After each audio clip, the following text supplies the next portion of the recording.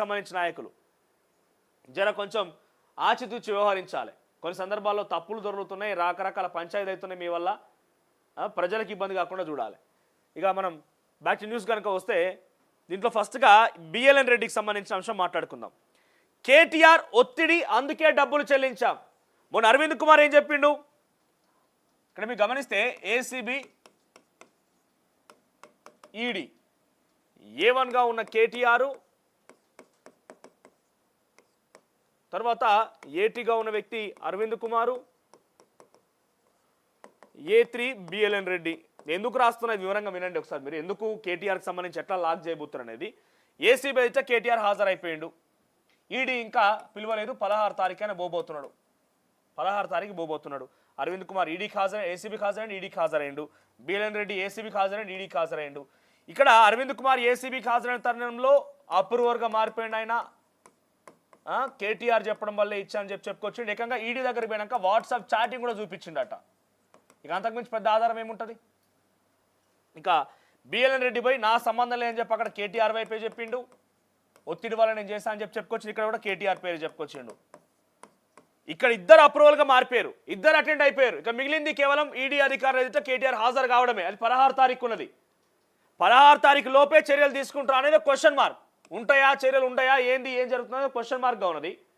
నిజానికి కేటీఆర్ అరెస్ట్ చేసే దమ్ము మరి నిజంగానే కాంగ్రెస్ ప్రభుత్వం దగ్గర ఉన్నది. ఎందుకు మాట్లాడాల్సి వస్తుందంటే రేపు మాపు రేపు మాపు రేపు మాపు అని చెప్పి ఆ ఊరిచ్చుడే ఎక్కువైపోతున్నది. ఊరిచ్చుడు ఉబలాటాలు ఎక్కువైపోతున్నాయి, కానీ అది జరిగింది లేదు, పోయింది లేదు. మరి కేటీఆర్ ఈడీ ఎదుట హాజరు కావాల్సింది. అప్పటికే దగ్గర వాట్సాప్ చాటింగ్స్ ఉన్నాయి, కేటీఆర్ సంబంధించి బిఎల్ఎన్ రెడ్డి చెప్పిన మాటలు ఉన్నాయి. ఇవన్నీ బలం చేరికూరింది ఈడీకి. ఏసీబీ దగ్గర ఫుల్ పవర్స్ ఉన్నాయి, ఇప్పుడు ఈడీ దగ్గర ఫుల్ పవర్స్ ఉన్నాయి. కేటీఆర్కి ప్రొటెక్షన్ లేదు, కేటీఆర్కి ప్రొటెక్షన్ లేదు. ఆయనకు నాట్ టు అరెస్ట్ ఎక్కడ లేదు, ఆయనకు యాంటిసిపేటరీ బెయిల్ లేదు, ఏం లేదు. తీసుకుపోయి లోపలేయవచ్చు. కానీ కాంగ్రెస్ పార్టీ ఆచితూచి వ్యవహరిస్తోంది.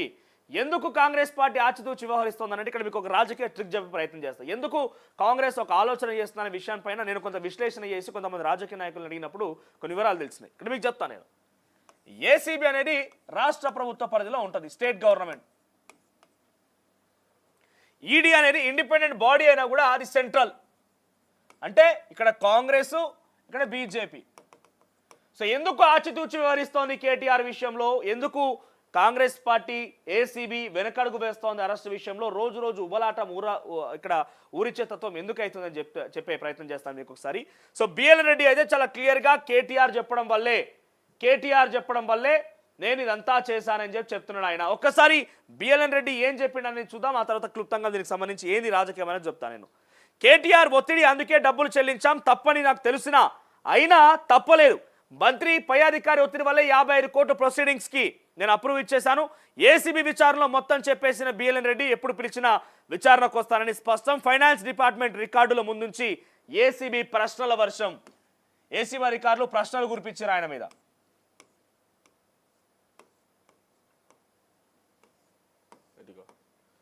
ఇక ఫార్ములా ఈకార్ రేస్ సంబంధించిన హెచ్ఎండిఏ మాజీ చీఫ్ ఇంజనీర్ బిఎల్ఎన్ రెడ్డిని శుక్రవారం నాడు దాదాపుగా 9 గంటల పాటుగా ఏసీబీ అధికారులు ప్రశ్నించారు. హెచ్ఎండిఏ బోర్డు ఖాతా నుంచి ఎఫ్ఈఓకి 55 కోట్ల రిలీజ్ చేయడంలో బిఎల్ఎన్ రెడ్డి కీలకంగా వ్యవహరించినట్టుగా ఏసీబీ భావిస్తోంది.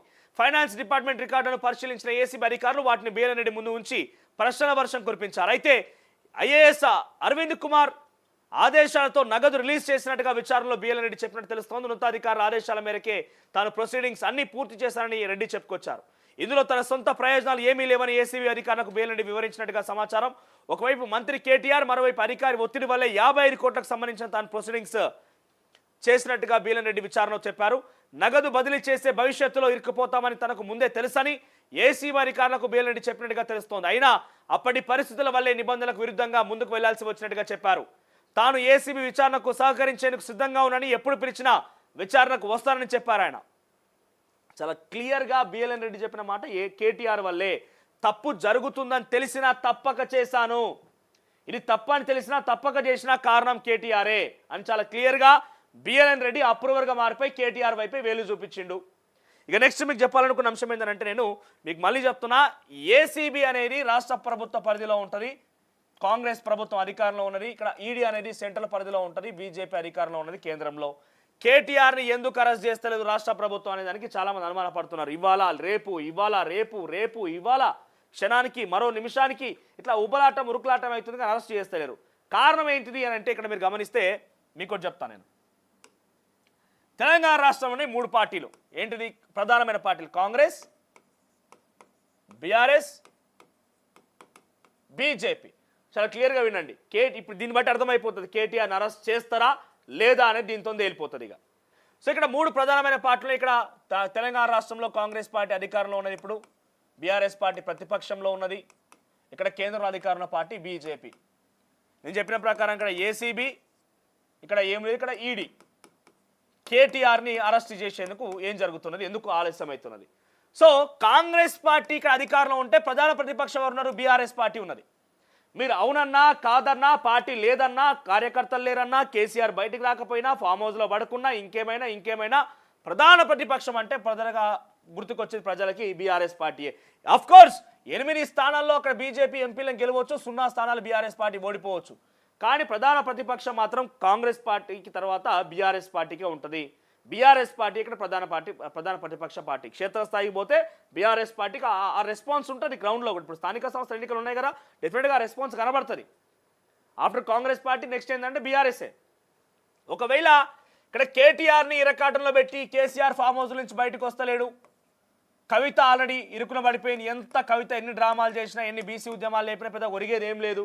హరీష్ రావు లాంటి వ్యక్తులు ఒక్కడ ఎంత కష్టపడ్డా కూడా ఆల్రెడీ ఆయనకు ఉన్నటువంటి స్థైర్యం మొత్తం కూడా ఇక్కడ వీళ్ళు కేసీఆర్ లాక్ అయిపోయిండు, కేటీఆర్ అరెస్ట్ చేసిండు, కవిత పెద్ద ఉపయోగం లేదు. హరీష్ రావు ఎంత మాత్రం చేయగలుగుతాడు, ఆ పార్టీకి పెద్ద ఉపయోగం ఉండదు. ఒకవేళ కేటీఆర్ని కనుక అరెస్ట్ చేస్తే ఇది జరుగుతుంది ఏమని, కవిత పెద్ద ఉపయోగం ఉండదు, హరీష్ రావు పెద్దగా ఒక్కడు అంత పార్టీ భుజస్కంధాల పైన వేసుకొని ముందుకొచ్చే అవకాశం లేదు, కేసీఆర్ ఫామ్ హౌస్ బయటకు వస్తలేడు. అప్పుడు ఆల్టర్నేటివ్ ఏమైపోతుంది, ఈ పార్టీ బలహీన పడుతుంది. కాళేశ్వరం ప్రాజెక్టులో కేసీఆర్, హరీష్ రావు, ఇక్కడ కేటీఆర్ ఫోన్ ట్యాపింగ్ రకరకాలు ఉన్నాయి కదా, ఇది బలహీనం అయిపోతుంది. ఇది బలహీనమైన తర్వాత ఆల్టర్నేట్ పార్టీ ఏంటి, మళ్ళీ నెక్స్ట్ డైరెక్ట్ స్టెప్ వచ్చేసి బీజేపీ. అప్పుడు బీజేపీకి అవకాశం ఇచ్చినట్టు అవుతుంది. ఏమని, ఈ ప్లేస్ను భర్తీ చేయడం కోసం రమ్మని వాళ్ళని పిలిచి ఇక్కడ కూర్చోబెట్టినట్టు అవుతుంది. ఈ పార్టీ బలహీనపడ్డ తర్వాత ఆల్టర్నేట్ ఆప్షన్ బీజేపీ కదా. ఇక బీజేపీ బీఆర్ఎస్ లాగా ఏదో అంత డల్గా ఉరుకునే ప్రసక్తి లేదు. కేంద్ర అధికారంలో ఉన్నది కాబట్టి 8 మంది ఎంపీలు ఉన్నారు, 8 మంది ఎమ్మెల్యేలు ఉన్నారు. చాలా డెఫినెట్గా అయితే బలం పుంజుకుంటుంది. అప్పుడు బలం పుంజుకుంటుంది.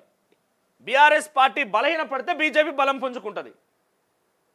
అయితే ఇక్కడ ఏఐసిసి నాయకులు కొంతమంది నాకున్నటువంటి విశ్వసనీయ సమాచారం మేరకు ఏఐసిసి పెద్దలకు కూడా వీరిని లాక్ చేసి మొత్తం బర్బాద్ చేసే పని చేయొద్దు అనే రకంగా ఉన్నారంట. అంటే బీఆర్ఎస్ పార్టీని మొత్తం బలహీనపరచకండి. బీఆర్ఎస్ పార్టీ బలహీన పడితే బీజేపీ వస్తుంది, బీజేపీకి అవకాశం దొరికినట్టే. బీజేపీ ఎట్టి పరిస్థితిలో ఊరుకోదు. అవకాశం దొరికిందా మొత్తం చాపక నీరు లెక్క పాకిపోతుంది. అది రకరకాల సెంటిమెంట్ తెరలేపుతుంది. వాళ్ళు ఎదగడం కోసం ఇక్కడ బీఆర్ఎస్ పార్టీ బలహీనపడ్డ తర్వాత వాళ్ళు ఎదగడం కోసం అవసరమైతే మత సామరస్యాలు సృష్టిస్తుంది అనే ఒక ఆలోచనలో ఏఐసీ అధిష్టానం ఉన్నదట. ఏమైనా జిమ్మిక్కు చేయొచ్చు, కులాల మరి చిచ్చు పెట్టవచ్చు, మతాల మరి చిచ్చు పెట్టవచ్చు, ఏమైనా జరగవచ్చు, ఏమైనా టాక్టిక్స్ జరగవచ్చు. ఇక్కడ బీఆర్ఎస్ని బలహీనపడితే బీజేపీ బలపడుతుంది కాబట్టి దీన్ని బలహీనపరచకండి. అందుకే చాలా క్లియర్గా కాంగ్రెస్ పార్టీ ముఖ్యమంత్రి రేవంత్ రెడ్డికి అధిష్టానం నుంచి కొన్ని ఇన్స్ట్రక్షన్స్ ఏమున్నాయట అంటే, నువ్వు నీ పని చేసుకపో, నీ పని నువ్వు చేసుకుంటూ పో, స్కీమ్స్ ఇంప్లిమెంట్ చేస్తావా చెయ్యి, ప్రజలు నమ్మిస్తావా నమ్మించు, ఏ రకంగా ముందుకు పోతావు పో. నీ మీద ఎవరైనా అబాండం వేస్తే నిన్ను డిఫెండ్ చేయడానికి నీతో పాటుగా మంత్రులు ఉండాలి, మినిస్టర్స్ ఉండాలి, ఎమ్మెల్యేలు ఉండాలి, ఎంపీలు ఉండాలి, పార్టీ నామినేట్ పదవులు ఇచ్చినటువంటి ఆ వ్యక్తులు ఉండాలి. నీ పన్ను చేసుకో. ఉదాహరణకు ఆంధ్రప్రదేశ్ తీసుకుంటే నిజంగానే ఆంధ్రప్రదేశ్ ముఖ్యమంత్రిగా ఉన్నటువంటి చంద్రబాబు నాయుడు గతంలో జగన్మోహన్ రెడ్డి ఆయన జైల్లో పెట్టించింది కాబట్టి కక్ష సాధింపు చర్యలు నిజంగా తీసుకోవాలంటే ఆయన వచ్చిన తెల్లారి తీసుకొని లోపలేయచ్చు. కానీ ఎందుకు ఊరుకుంటున్నా ఆయన ఉండని, ఆయన పైన ప్రతిపక్షం అనేది ఉంటేనే ప్రభుత్వం ఏమనేది అర్థమైపోతుంది. ప్రతిపక్షం లేకుండా చేద్దామని ఒక దురాలోచనతో కేసీఆర్ చేసి ఆఖరికి వస్తే ప్రభుత్వం కోల్పోయిండు, కనీసం బయటకు రాకుండా అయిపోయిండు. నాకు కాంపిటేటర్ ఉంటేనే ఇక్కడ మనం చూస్తే నేను ఒక లైన్ గీసిన, దాని స్వారూప్యతను చెప్పండి, దాని క్యారెక్టరిస్టిక్ చెప్పండి అంటే ఏం చెప్తాం? దాని పక్కన ఇంకో లైన్ గీసినప్పుడే ఎస్ ఇది చిన్న లైన్గా ఉన్నది, ఇది కొంచెం పలచగా ఉందని అర్థమైపోతుంది. ఇక్కడ రేవంత్ రెడ్డి అనే వ్యక్తి ఒక లైన్ అనుకుంటే ఒంటరిగా ఆయన పోరాటం చేస్తే ఆయన సత్తా తెలియదు. ఆయనతో పాటుగా వాళ్ళ పక్క ఒక గీత గీయాలి, ప్రతిపక్షమా బీఆర్ఎస్ పార్టీ ఏదో పార్టీ. అయితే ఈ లైన్ కేవలం బీఆర్ఎస్ అయితేనే కాంగ్రెస్ పార్టీ సేఫ్ సైడ్లో ఉంటుందని ఒక ఆలోచనలో ఏఐసిసి ఉన్నది. ఎందుకంటే వీళ్ళ మీద చాలా కేసులు ఉన్నాయి. వీళ్ళని ఇంకా మనం ప్రజల్లో కుంగదీయాలంటే మనం ప్రభుత్వాన్ని సరిగ్గా నడిపించాలి.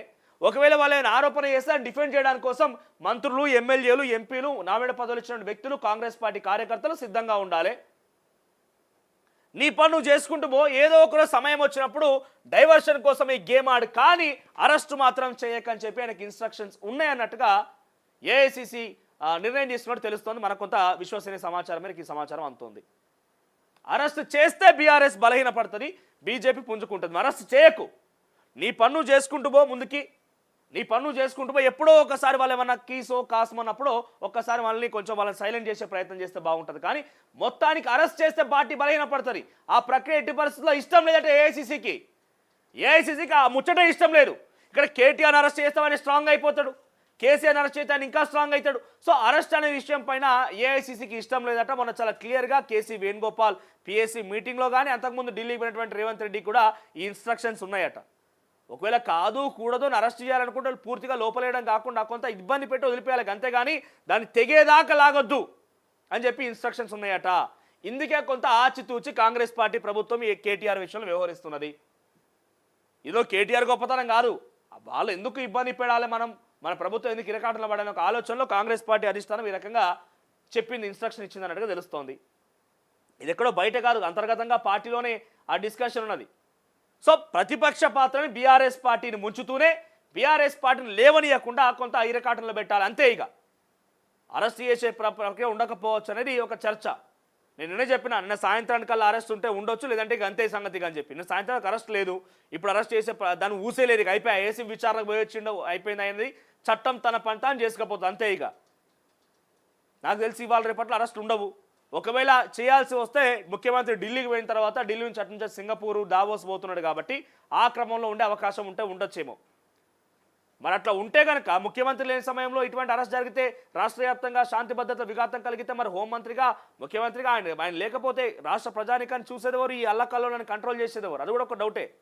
సో నాకు తెలుస్తున్న విశ్వసనీయ సమాచారం మేరకి అరెస్ట్ ఏమి ఉండదు, అంతే. ఇక విచారణకు పిలుస్తారు, ఆయన ట్రయల్ తిరుగుతాడు, మహా అయితే చేస్తే 1-2 రోజులు లోపలేస్తారు, అంతే. పెద్దగా శిక్ష ఏమి ఉండదు.